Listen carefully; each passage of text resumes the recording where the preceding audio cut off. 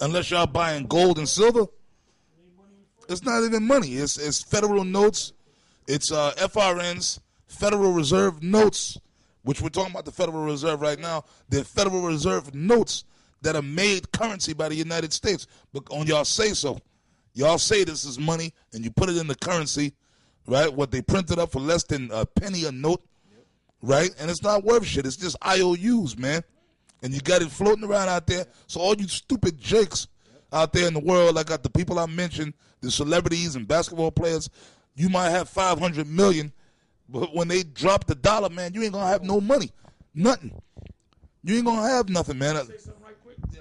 Now, I just went to the U.S. Debt clock, and it's in real time. And right now, I'm going to read it. U.S. national debt, 16 trillion, 782 billion. All right? Damn, that's almost 17, right? It'll be 17 in maybe like another 2 months. 17 trillion. The U.S. total debt is 59 trillion, 308 billion. So, ain't looking good for y'all. Yeah, your time's up. That's why the Lord Yahweh Shai said, I beheld Satan falling as lightning from heaven, because that's how fast this man's economy is falling. Because I forget the number, but I believe it was in the single digits, the debt when Obama came into office. I can tell you exactly. It was about 10 trillion. It was about 10 trillion. So when Bush came in, I believe the debt went from I don't know if it was 5 or 6 trillion to 10 trillion. I believe it was 6 trillion, and then it went to 10 trillion. I mean, I can put the numbers together, but when Obama came in, inside of 4 years, I think the debt went up. I think $5.5 to $6 trillion. Yep, and it's breaking down to where every year it goes up $1 trillion. And the GDP, which is the gross domestic product, is a little bit less than 16 trillion. So the U.S. national debt is above the GDP. So that's why all the super rich, they're pulling out the U.S. dollar. All right. It says once inflation hits 10%, 10-year Treasury bonds lose about half their value. Investors and billionaires recognize this reality and are putting their money elsewhere. That's why our Elder Tahar brought out that thing about Zimbabwe.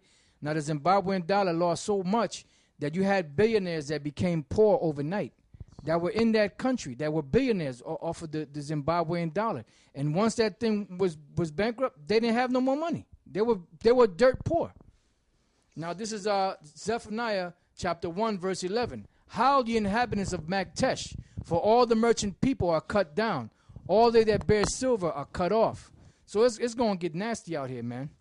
You're just seeing the tip of the iceberg. There's all kind of austerity measures going on in Europe and different other places, but it's coming here to this country. It's just a matter of time before this whole system breaks down. Only so many Band-Aids you can put on that gaping hole that you call the deficit. After a while, that thing is going to explode, and it's going to come rushing out, and ain't going to be nothing you can do about it. Yeah, the Federal Reserve System is nothing but a bubble, and all bubbles burst. And that bubble's been being blown up since 1933. This is the book of Jeremiah 51, 8 and 9. It says, Babylon is suddenly fallen and destroyed. Howl for her. Take balm for her pain. And part of her pain is that debt crisis. Take balm for her pain. If so, she may be healed. We would have healed Babylon, but she is not healed. And a good evidence of that is that debt, because the Babylon is talking about is America. Forsake her, and let us go every one into his own country, for her judgment reacheth unto heaven, and is lifted up even to the skies. Because her destruction is going to come from the skies. America's destruction is going to come from the skies. First them missiles, then Yahushua and them chariots. That's right. That's right. Now, going back to the article, the original article, Slipping from America's Grasp, it says the transoceanic freighters from China will have enhanced access to the coal fields of Colombia, the soy plantation of Brazil, and the ports of the American East Coast. Transoceanic freighters from Europe will have enhanced access to the copper mines of Chile, the ports of the American West Coast, and even consumers in the Orient. That's what they're talking about, expanding the Panama Canal. It says, while these developments sound good for world trade, the disconcerting part for America is that the United States is absent. A European consortium of companies is expanding the Panama Canal. A Chinese company is operating the ports on both ends of the canal. Chinese investment is expanding the Cuban merchant fleet. On top of all that, the overall percentage of trade between the largest Latin American economies, Mexico, Colombia, Venezuela, Brazil, and Argentina, and the United States, has decreased dramatically in the past decade. According to the Stratfor analyst Robert Kaplan, U.S. leadership has largely ignored Latin America, while leaders in Europe, China, and other parts of the world have made big inroads. Such negligence may prove to be one of America's great strategic blunders. One of the lesser-known battles of the Second World War was the Battle of the Caribbean. During this 1942 naval campaign, German U-boats and Italian submarines attacked coastal targets in the Antilles Island and sank Allied ships on the Caribbean Sea. The strategy was to blockade the Panama Canal and cut off the flow of oil from Venezuela to the U.S. If Hitler could wrest control of the strategic sea gates away from Washington, a Nazified Europe hoped to besiege the U.S. into a forced armistice.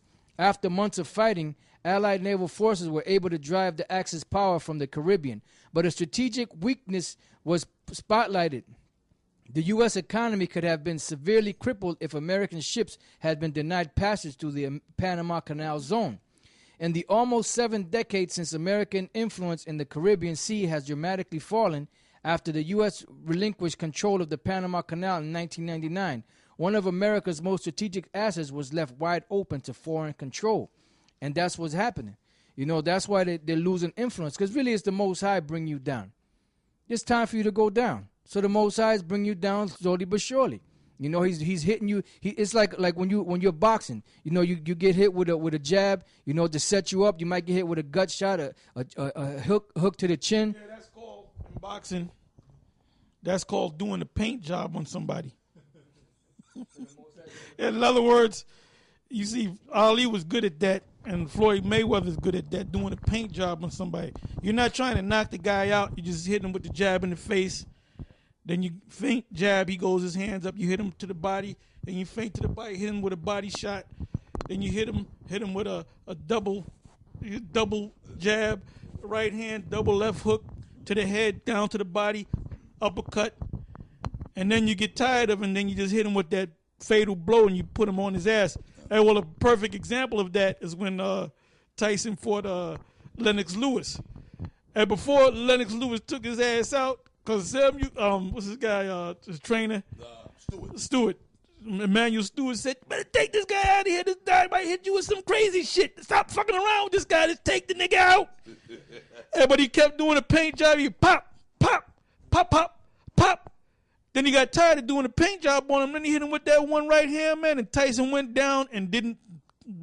Tyson looked at the ref like, I don't know what the fuck you